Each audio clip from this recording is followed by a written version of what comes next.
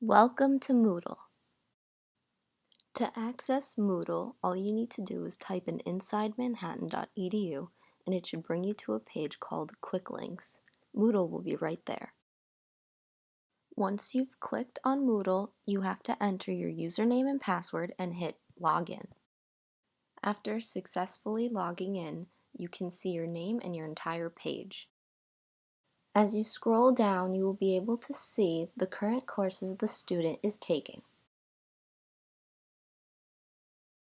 Once you have selected a course, you can view the latest news, the announcements that your professor posts, and the week's assignments.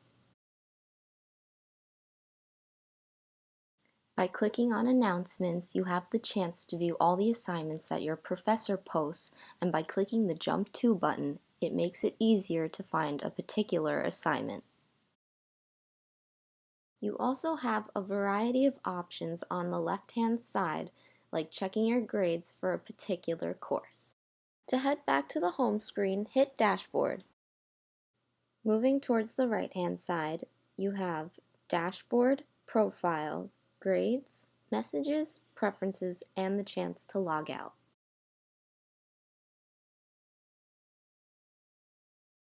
This has been a brief overview of Moodle.